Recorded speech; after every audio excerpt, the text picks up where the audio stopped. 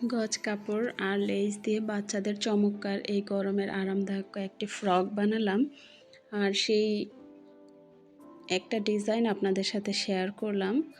Less দিয়ে কীভাবে design করেছি, খুবই সহজ আর খুবই সুন্দর দেখতে। আর বাচ্চাদেরও খুব আরাম হয় এই গরমের মধ্যে জামাগুলো পরলে। তো দেখতে থাকুন, তাহলে অবশ্যই আপনিও পারবেন। আসসালামু আলাইকুম। আবারও আপনাদের মাঝে চলে আসলাম একটা ব্লগ নিয়ে। আর এটা হচ্ছে একটু আলাদা, যেহেতু আজকে কাটিং দেখাচ্ছি না, শুধু সেলাই ডিজাইনটা আপনাদের সাথে শেয়ার করছি আর কিছু কথা বলবো। তো আপনাদের কথাগুলো অবশ্য জানি না কার কেমন লাগবে, তবে হচ্ছে আমি নিজের অভিজ্ঞতা থেকে কথাগুলো বলছি। তো হচ্ছে আপনাদের যাদের ছোট বাচ্চা ছেলে মেয়ে আছে, অবশ্যই আমার কথাগুলো মনোযোগ দিয়ে শুনবেন, কেউ মাইন্ডে নেবেন না। তো হচ্ছে যাদের ছোট ছেলে বা মেয়ে আছে, অনেক দুষ্টু, কথা শোনে না, হচ্ছে অনেক দুষ্টুমি করে, ঘরে অত্যাচার করে, এটা ভাঙে ওটা ভাঙে, তো ছোটাছুটি লাফালাফি, আসলে কি এগুলো বাচ্চাদেরই বৈশিষ্ট্য, বাচ্চারা এটা করবেই। তো হচ্ছে এটা আমাদের নিজেদের একটু শান্ত ঠান্ডা হতে হবে, আর আমাদের এটা তাদের অত্যাচারটাকে আমাদের মেনে নিতে হবে, ঠান্ডা মাথায় এটাকে নিতে হবে, আর বুঝতে হবে যে সে ছোট বাচ্চা, সে এটা করবেই। আপনি করতে পারেন যে নামাজ পড়ে তার জন্য হচ্ছে তাহাজ্জুদ সালাত আদায় করে তার জন্য বেশি বেশি করে দোয়া করেন। আর সূরা ইয়াসিন, যেটা হচ্ছে আমাদের পবিত্র কোরআনে আছে, সূরা ইয়াসিন সূরাটা আপনি প্রতিদিন একবার করে পাঠ করে আপনার সেই দুষ্টু ছেলেই হোক আর দুষ্টু মেয়েই হোক, যে অতিরিক্ত দুষ্টুটা একটু আলাদা, তো যেটা সহ্য করা খুব কষ্টকর হয়ে যায়, তো আপনি হচ্ছে সূরাটা পাঠ করে তার মাথায় ফু দিন। আপনি এটা বেশ কিছুদিন করতে থাকুন, দেখবেন ইনশাআল্লাহ অবশ্যই ফল পাবেন। তা আমিও পেয়েছি, আমার ছেলেটা অনেক দুষ্টু। তো হচ্ছে আমি এটি করে নিজে দেখেছি, নিজের সাথে আসলে কি হয়, আসলে ফলাফল আলহামদুলিল্লাহ অনেক ভালো পেয়েছি, তাই আপনাদেরকেও করছি এটা। আর যার জন্য হচ্ছে আমার ভিডিওটি করা,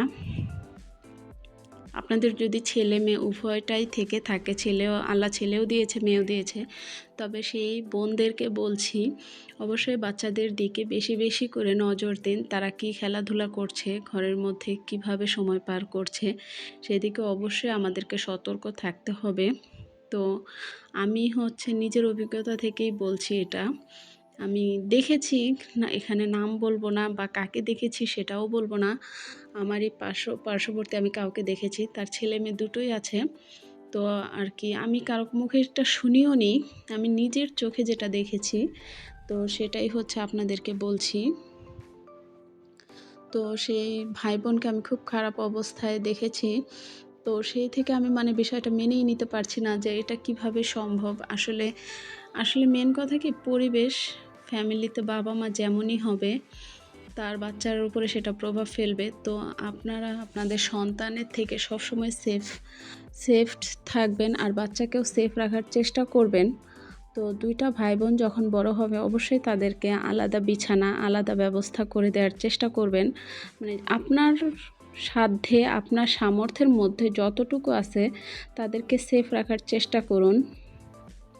আর তারা কার সাথে খেলছে, কার সাথে মিশছে, কেমন ফ্রেন্ড বা কী খেলছে, মোবাইলে কি দেখছে, একটু দয়া করে প্রত্যেকটা বিষয় খেয়াল রাখুন। আমাদের বর্তমান সমাজের পরিস্থিতি, বর্তমান সময়টা আসলে খুবই খারাপ, যেটা আমি না চাইলেও, আপনি না চাইলেও হয়ে যাচ্ছে বা ঘটে যাচ্ছে। এমনও অনেক ঘটনা যেগুলো আমরা আসলে কখনো কল্পনাও করি না বা আমরা কারো কাছ থেকে আশাও করি না। তো আমি আসলে মূলত আপনাদেরকে এটাই বোঝাতে চাচ্ছি, দয়া করে কেউ খারাপ মাইন্ডে নেবেন না। আপনাদের ছেলেই থাকুক বা মেয়ে থাকুক, সবসময় ছোট থেকেই তার দিকে নজর রাখুন যে আসলে বাচ্চাটা খেলার সময় কি খেলছে বা কাকে ফলো করছে, ফোনে সে কী দেখছে, কোন জিনিসটার উপর সে বেশি আগ্রহ দেখাচ্ছে। দয়া করে তার ভুলগুলো ধরিয়ে দিন, বা ছোট থেকেই তাকে সঠিকটা বোঝানোর চেষ্টা করুন। ইনশাআল্লাহ অবশ্যই সফলতা পাবেন। যেহেতু এরা ছোট থেকে চেষ্টা করলে অবশ্যই ভালো কিছুই হবে। তো আমি নিজের জায়গা থেকে আসলে এই জিনিসটা আসলে আপনাদের সাথে না বললেই না। আমি এটা দেখার পর থেকেই মানে নিজে তো ঠিক থাকতেই পারছি না। আর ভাবছিলাম কিভাবে এটা সমাধান করা যায় বা কিভাবে আসলে সমাধানটা পাওয়া যায়। অনেক কিছুই ভাবলাম আসলে জানি না, তো আপনারাই বলুন। তো আপনাদের সাথে শেয়ার করছি, আর কারোর সাথে শেয়ার করার মতো সাহস আমার হয়নি। তো আপনাদের সাথে শেয়ার করছি, আপনারাই আমাকে জানান আসলে কি করা উচিত বা কিভাবে বিষয়টাকে বোঝানো উচিত বাচ্চাদেরকে।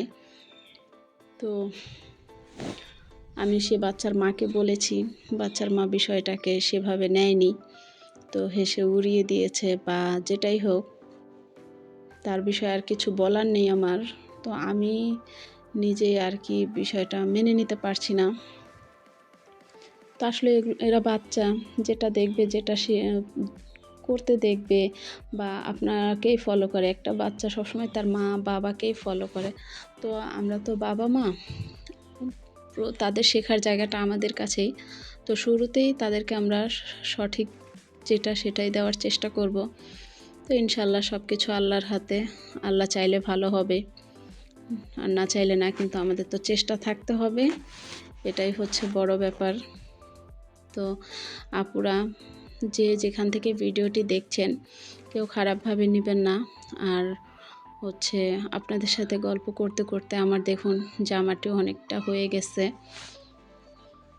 তো আমি সিম্পলি খুব নর্মালভাবে জামার ডিজাইনটি করেছি। সামনে একটু লেস লাগিয়ে কুচি দিয়েছি।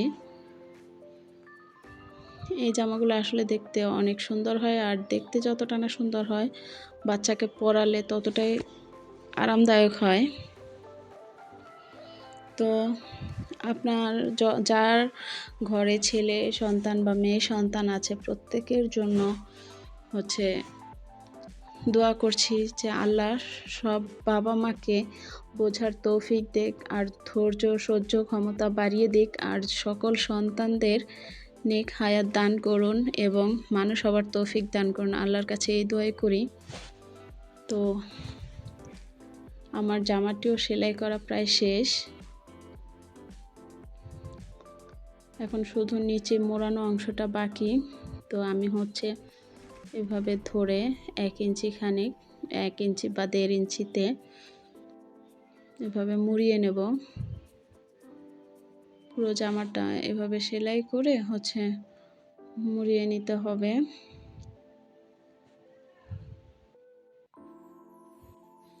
তো দেখুন আমার জামাটা নিচে মোড়ানো হয়ে গেছে। তো আমার জামাটা ফাইনালি কমপ্লিট, দেখতেই পাচ্ছেন। পিছনে বোতাম লাগানো বাকি, তো সেটি আর দেখাচ্ছি না।